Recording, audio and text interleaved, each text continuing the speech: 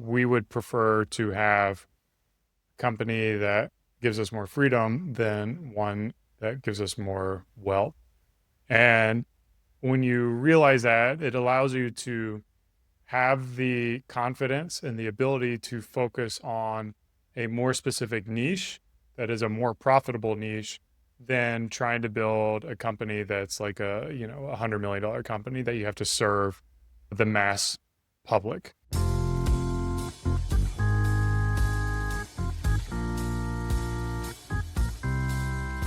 Today we're joined by Eric Bandholz. He's the founder and CEO of Beardbrand. And in this episode, Eric talks about a lot of things. His genesis story from being a financial advisor to starting a blog to growing a community on YouTube to really shaping society in terms of how men think about growing out their facial hair. The big takeaway for me from this episode is how Eric shares their core values. They have 3 core values and how those core values genuinely contributed to the growth of the company.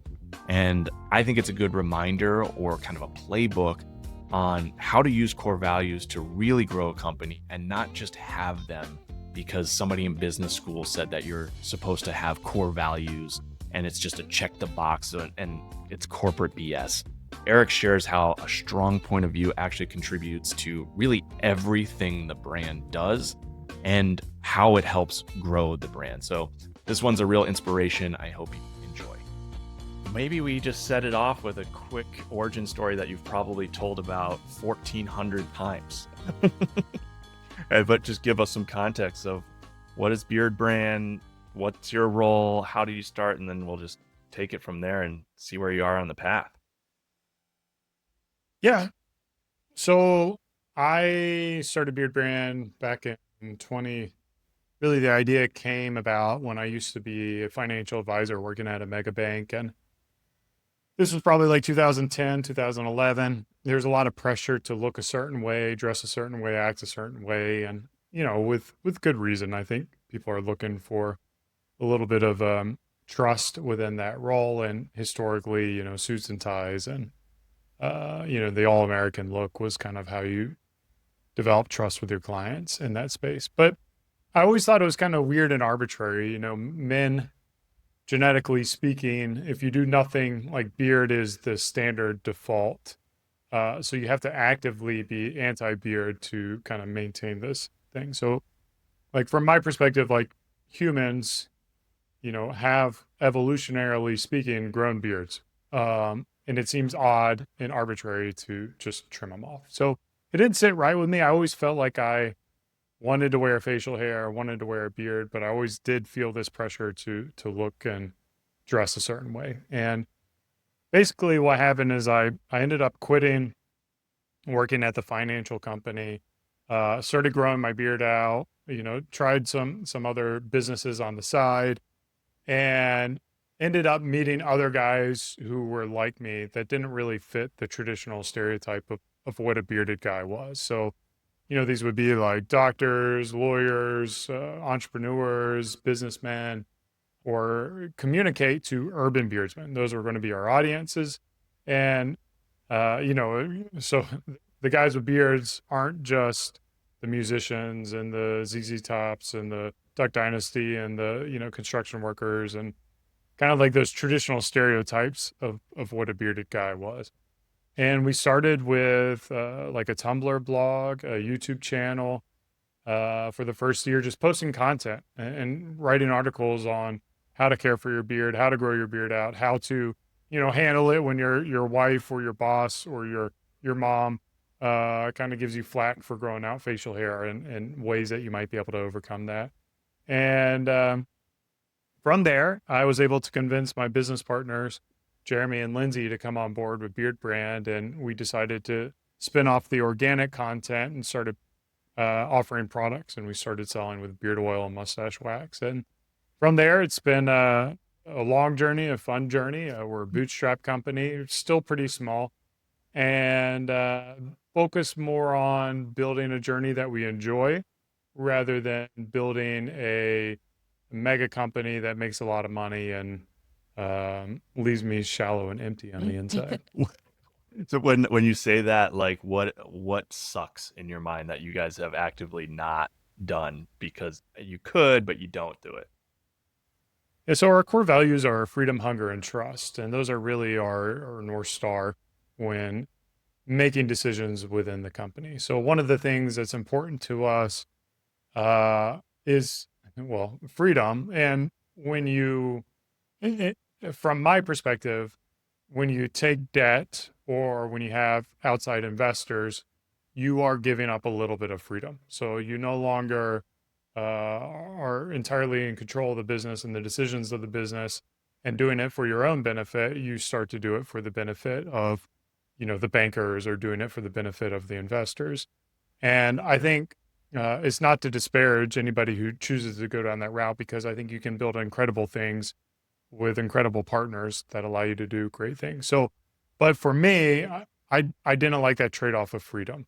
And fortunately for me, my business partners are the same. Like we really desire being able to do things that we want to do. And I think it gives you the freedom and the flexibility to do things that maybe aren't in the best financial interest of the company. Like we don't have to do things.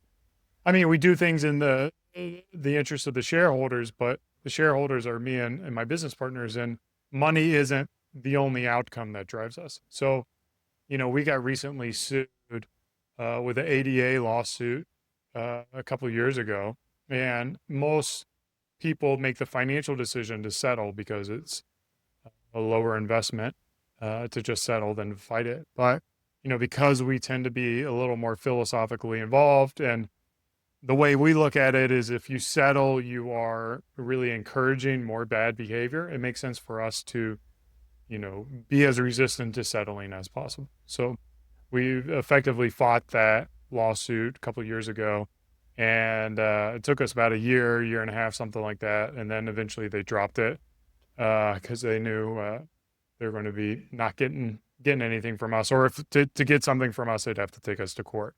And we were prepared to go that far as well. So, that kind of decision-making process isn't going to happen when you have an investor who's like, oh, you could just settle for this amount, settle and move on. But when you're philosophically aligned, you can make those kind of decisions that maybe don't have the best outcome financially, but do set you up to just kind of sleep good at night, for lack of a better Did you term. guys do that in like the public? Like, did you make it into content, or was it really kind of didn't have to do with the business? There wasn't a good story there.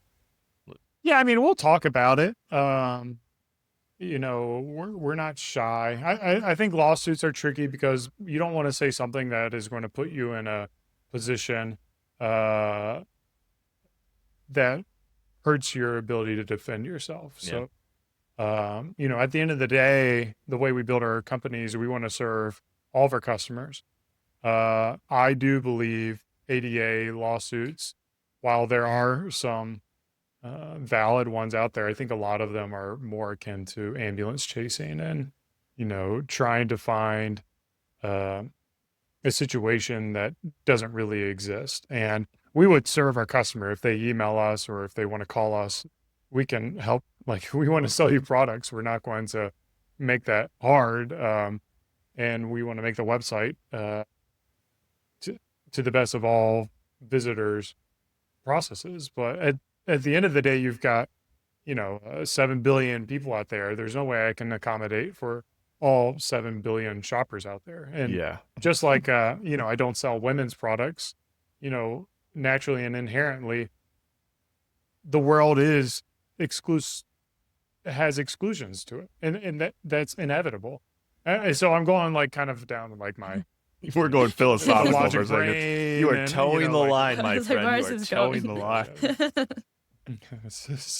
So I do think like, I want to be like, I don't want to be hypocritical. Like that's something that's always been important to me. Yeah. And kind of being logically consistent is important to me. But, at the end of the day, It's so we have a hard. great I think, website. like, even issues. We have a great website that serves people of all walks and lives. And we do it to the best of our abilities with the resources that we have. Oh, so it was like an accessibility thing on the site. Is that what I'm hearing? Yeah, they argue that they couldn't purchase on our website, Okay. which um, Just taking it back to slightly off topic, so you mentioned at the beginning that you just started with blogs and your YouTube channel and your organic content. When did that start to pop off for you? Like, when did you start to see your real traction gaining as you sort of started up this blog and YouTube channel?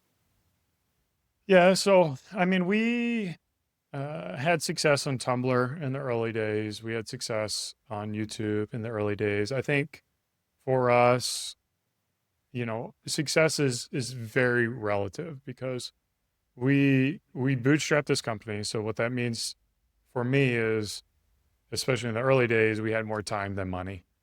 So when you have more time than money, you do things that are more time intensive than money intensive. So that is why we were doing our blogging and building publicly and stuff like that. So I say we had success that first year. I think we had like 400 subscribers on YouTube. So it wasn't like we had this mega audience and like we're going to just leverage this audience. We did really kind of simultaneously build our audience and our products kind of side by side. How did you guys scale with inventory? Because at the beginning, did you just like cash out a 401k to do the first order, and then do you finance it now, or is it fully just kept up by sales? Maybe Yeah, take me through so like from the beginning. Obviously, I'm sure it's changed now, but like how do you do that at the beginning and versus now? no, it hasn't really changed. I think when building a business, you're presented a lot of options.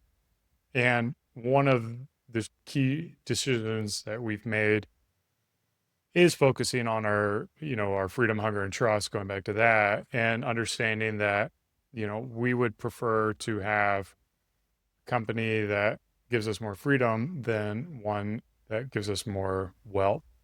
And when you realize that, it allows you to have the confidence and the ability to focus on a more specific niche that is a more profitable niche than trying to build a company that's like $100 million company that you have to serve the mass public.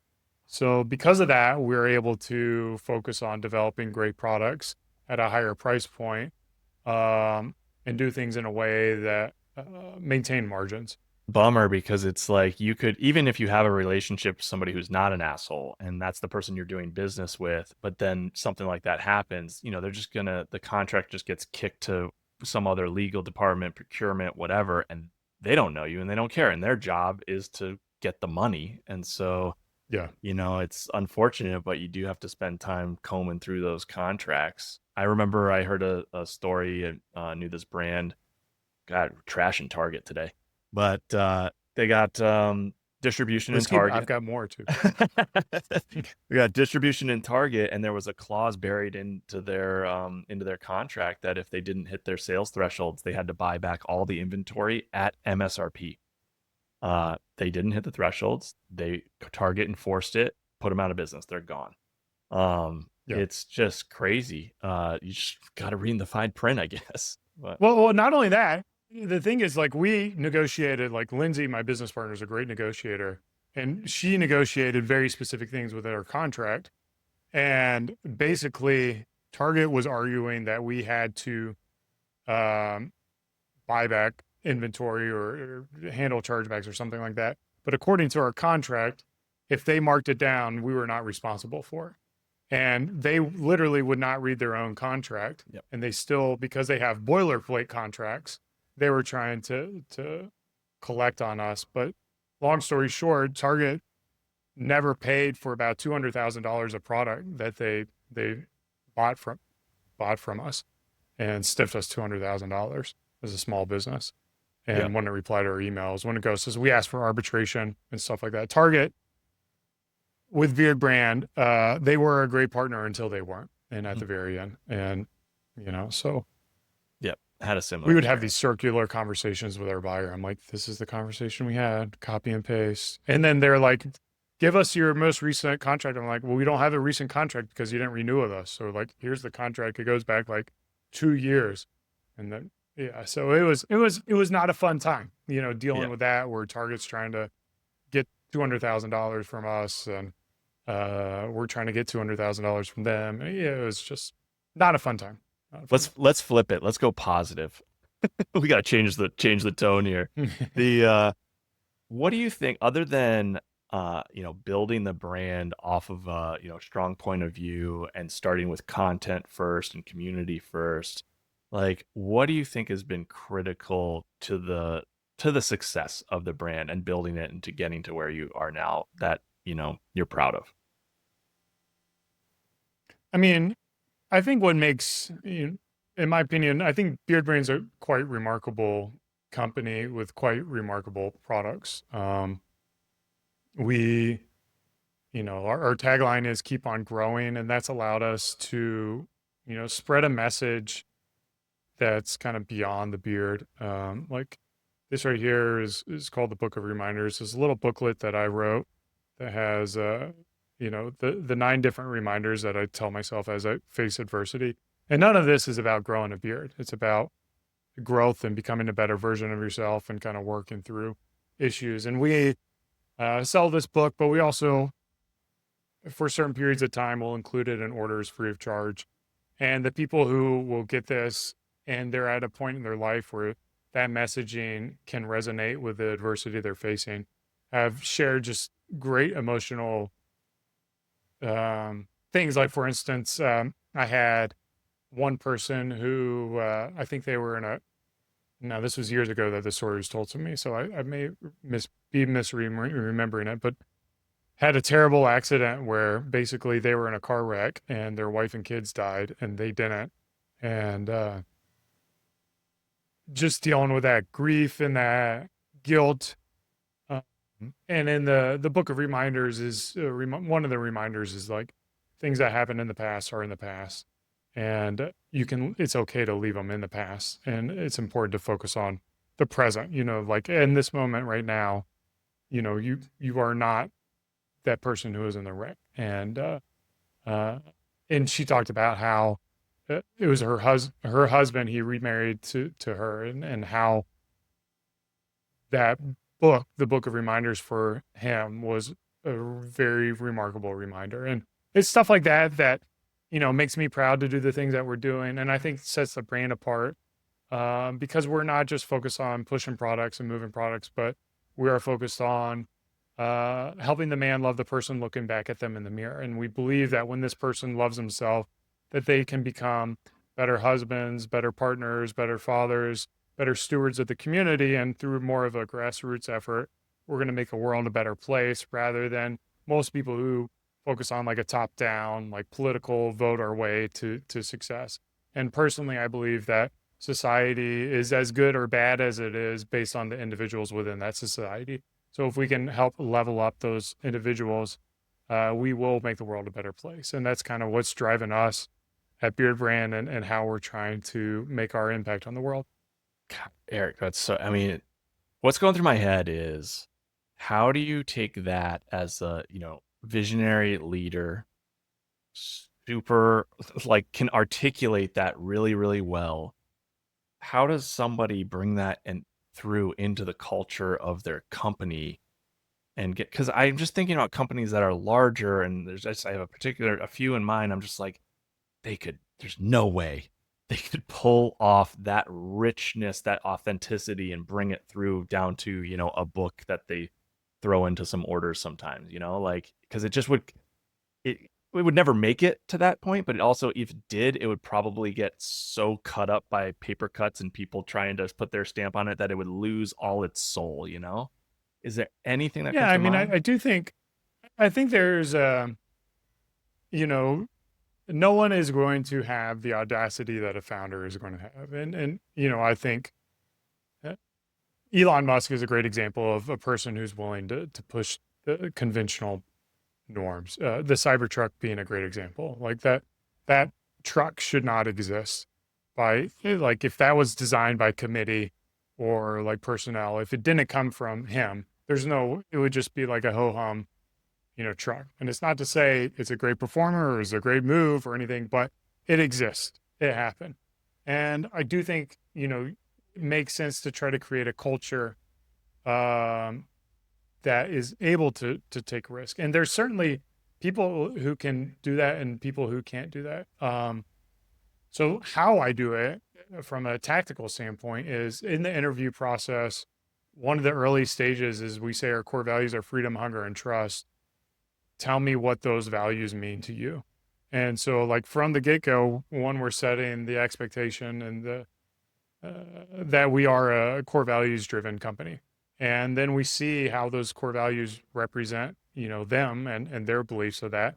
And if people are like, oh, freedom means I get to take off time to work whenever I want to work and I get to, sleep in and, then we're like, okay, well, their interpretation of freedom, it doesn't really align with our interpretation of freedom. So that kind of sets the standards. And then, we're a small team. So being a small team, I get to spend a lot of time with my team members. And, just through asking me questions, like I feel like they know what I'm going to say when they have a question. So once they get to that point, they're like, well, you're going to say this. It typically comes like we just developed a new fragrance called Desert Road. And our art director sent me the icon, which was a motorcycle. And, I think sometimes she sends me stuff just to kind of keep me in the loop. And I think sometimes she sends me stuff because she knows it's not quite hitting the mark. And then I can kind of give those refinements. But I'll ask her, is like, what am I going to say? Or what do you think is the one? And, 9 times out of 10, we're going to agree on it because we've just spent that time together. The copywriter is the same thing. We've spent a lot of time together working on copy. I think he can speak on the brand voice better than I can at this point. So it kind of starts with like, when you live these core values, when you have these philosophies and you're not afraid to share them, you're going to attract like-minded people. And, to the point where we're such a small team, like 2 of my team members ended up getting married because, that's just like they're beard branders like beard branders because, Yeah. we And see then, the world very similar. unfortunately, you had to immediately let one of them go because that's against company No. policy. They're, everyone's great at beard brands. So Eric, what do you think is next for you? You mentioned about just keep growing, but that goes beyond just like selling products. You're almost like selling this lifestyle. And you also spoke about your book and new fragrances. Just, yeah, what's next? Where's your head at with where you want it to go? yeah, we've one of our struggles has been growth, ironically. And we try to grow primarily through PPC, Meta, Facebook, and Instagram primarily. And that's been very challenging. The costs get higher and audience gets tighter. There are new channels that we think we can explore that are, no longer like D2C style channels. So, working with wholesale relationships. I think there is opportunity. We kind of pulled off with Amazon for a number of years while we were in Target. And then now that we're out of Target, I do think there's opportunity to continue to grow on Amazon and to leverage that channel as well. So it's kind of like expanding more channels. But one of the things I think we kind of miss the mark on from a tactical marketing standpoint is, we talk about PPC and getting that positive return on ad spend and getting that customer acquisition cost and really focused on the conversion. I think we've gotten away from the brand and the story that we're trying to build. And I think Beardbrand has such a cool story to tell. And we've helped so many people over the years that, when we're just like, oh, buy this oil, it softens your beard, buy this sea salt spray, you get beachy hair, it's like, okay, well, now we're just another company with like, liquids in a product. And our value prop is, incredibly diminished from that. And I think we've got incredible products that can stand on their own merits, but it gets harder when you don't include brand. So one of the things that I think we want to do is get back into leaning on the brand and get back into saying divisive things that we believe in, not for the sake of being divisive, but just because we have core beliefs and trying to attract people who align with those beliefs. Yeah, you gotta. We've been obviously AI is a big topic of discussion, and it's just like it's with AI and then influencer content being so like easy these days. It's just pushing everything to kind of this center point, and so you got to figure out some way to break through. And if that's saying something a bit provocative, that'll help, or just having an opinion, having Yeah. that's not vanilla. Yeah, I think it's, again, not being provocative for the sake of being Yeah. provocative, but like it's not common to like focus on this more grassroots effort, and so it's like, well, we intentionally do this. We focus on the individual. I think it's okay to call out people who don't focus on the individual, because like clearly we don't agree with that. Clearly we disagree with it. So like there is aspect to that where you can kind of lean into that as well, and uh, telling that story. I do think it is hard. Like it is a Mhm. crowded space, and you've got to figure out, there might be opportunity in real life. You talk about AI, there's going to be this commoditization of effectively content. We're not going to know what's real and not what's fake anymore I already don't. online. However, in person, you can't take that away. Like you put on events, bring people together, have experiences. Um, that might be the way that the world has to go, so that they know you're real, and that they know you're authentic, and that um, the people have a little bit of soul left. It's not just AI slop everywhere. Yeah, I could totally see it working, getting back to, what you're saying, just having a point of view and making some of the creative about that. And then, oh, by the way, we have this stuff that you could buy. And, that stuff could catch at the top of funnel, I think. But it's Yeah. classic, like the balance between like the brand building stuff and then the product stuff with, to your point, the rising media costs. Man, if I gun to my head and I had to choose between two different ads, I'm going product ad at the beginning. If that's what you care about is return on ad spend, like it's sometimes it's hard to beat, and it's such a long game for the brand building. Or you have to have the budget to be able to kind of balance it, to run stuff at, you have to be willing to run stuff at a loss if you're going to do brand Yeah. building and then capture at the bottom of the funnel. I was following one of the Chubby's founders, and he had a Preston good tweet Rutherford. that's like, I bet. yeah, he was basically like, 5% of your audience is ready to buy right now, and 95% is in this kind of like, not ready to buy. So branding is marketing to that 95%. And it's like, there's more people out there. Why would you not focus on marketing to those 95% rather than that 5%? That's so competitive. So I think he made a good point. And but brand can be hard too. I mean, you really do have to have like purpose and core values, and like a philosophy for how you can convey that message. So yeah, if anybody listening is not following Preston on LinkedIn, you gotta. I've actually taken like all of his posts and put them in AI to create like a playbook, like to help me understand it, because some of it gets pretty heady, especially when he gets into like contribution margin. I'm like, I thought I understood this, but I don't know if I do. But yeah, he's dropping some fire. We're gonna try to get him on the podcast if we can. Yeah.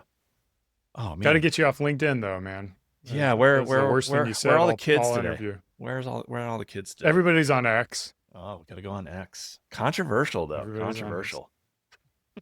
Yeah, this is where the hotter takes are. You get the weird takes on LinkedIn. I did download Truth Social for a second and like created an account just out of curiosity, and I was like, oh, I am certainly on a list now. Because it gets a little rough on Truth Social.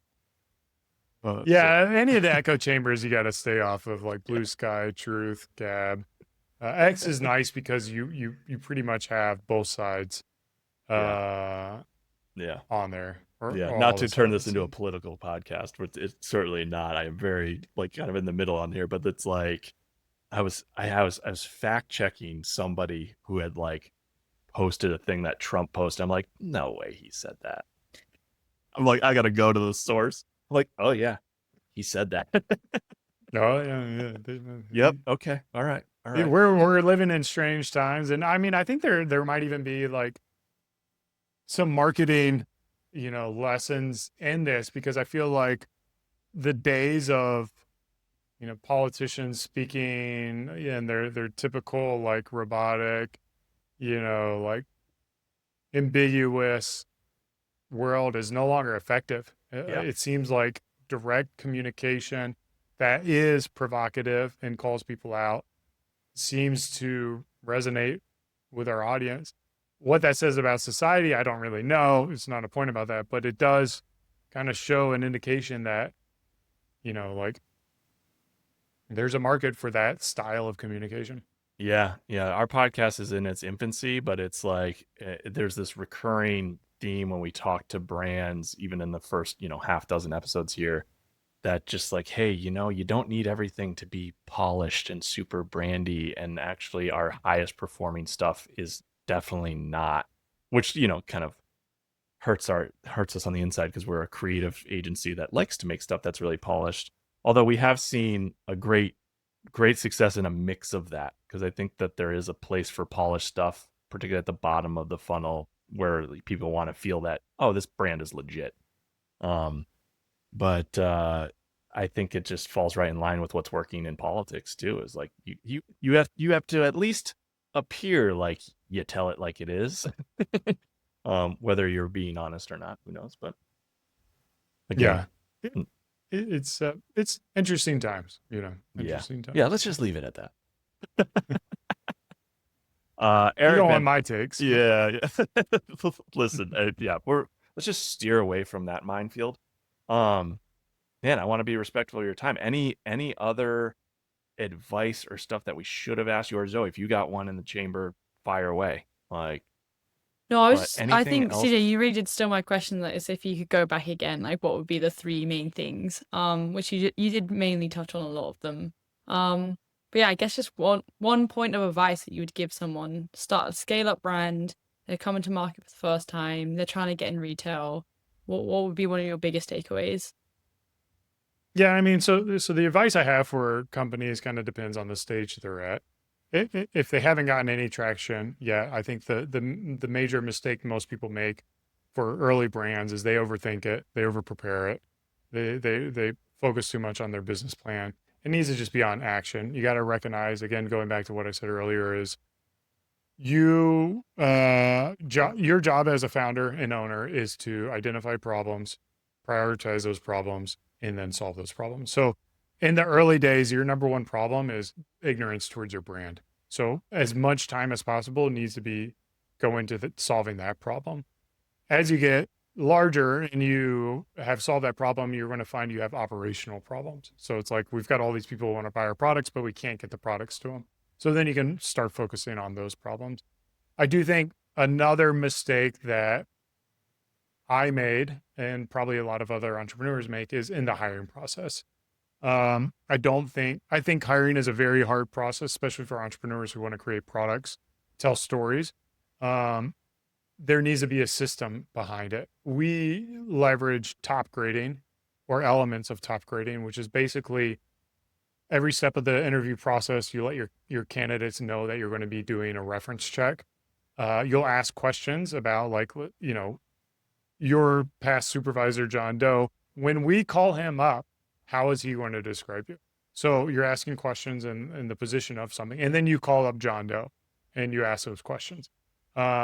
So we found that process really helped us understand the type of talent that we're getting in our team. And I wish we had done that from the get-go. So improving your hiring process to one that really, you do hire slow, you go through a lot of steps, a lot of processes, and then, be quick to cut with people who maybe aren't aligned. If you're a small company, under 50 employees, I think you can fire people for any reason that you want. So yes, your unemployment insurance may go up or something like that. We try to do right and give them severance if we can. But yeah, don't hang on to people that are not going to be a good fit for your team. Do you guys more subscribe to, hiring people with less experience and building them up and training them into what you want to be? Or do you go like, no, we'd rather pay more, get somebody with more experience, higher caliber person? I know there's just two different camps on that. Maybe it depends, but where's your head at with that? Yeah. I mean, I think in the early days when you have more time than money, you're kind of forced to hire people who don't have the skills and expertise. I do think there are probably some jobs that are easier to train up. We do try to hire for the core values. Do they align with those philosophically? And then I do think a lot of people can learn anything. But if you have more resources, kind of where we're at now, I do believe there would be some value in hiring people who have like let's say I need, my business partner, she stepped down from the COO role. It would be nice to bring in a COO who's, operated and scaled up an e-commerce business rather than trying to train that, because it's such a high level Yeah. and it's so complex for what we're doing now. So I think the answer is kind of a mix of both. It depends on the role and the job. But as we've gotten larger, the need for more, it moves from like the jack of all trades to individual roles. And I would probably say, rather than hiring someone who's a jack of all trades, it's probably better to hire multiple agencies that are part-time.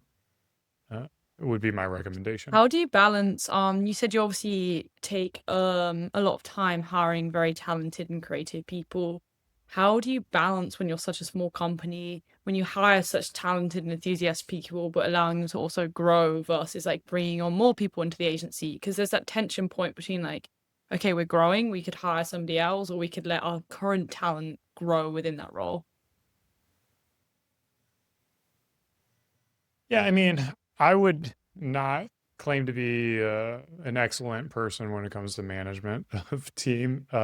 We've hired our team. We've got a team of about 9 people, and just due to the nature of the business, we haven't fired anyone over the past couple of years, but we haven't had to hire anyone either. So we're kind of in this position that's moving sideways. I think, understanding what your team members' needs and goals are in life is important. I never want Beardbrand to be a restriction on their opportunities. So because Beardbrand's not in a phase where it's growing rapidly and the opportunities for growth might not be there, I want to have clear expectations that, hey, I want you on the team. I love what you do, but you might just kind of be doing what you're doing for a period of time until we see growth again. And if you're okay with that, that's cool. And fortunately for us, we have team members who have been okay, like taking, moving from a full-time role to a part-time role. And, someone had a baby so they could spend more time with their baby. And, like things have just kind of worked out. But it's just being transparent and honest with where you're at. And then, I've been of the book, like if there aren't opportunities within Beardbrand and someone's looking for growth in their career, I'm happy to be a reference for them, and I'm happy with that being transparent so that we can prepare for when they move on, and we can give them a positive reference as well and help them with the next stage. Like I want the best for all team members and the best for Beardbrand. And when those don't align, like it's not like a personal thing. It's just the nature I of the have one more world. question for you, because I obviously want to be respectful of your time as well, but just business owner, creative, entrepreneur, what is one moment that you're most proud of out of this whole experience? Um,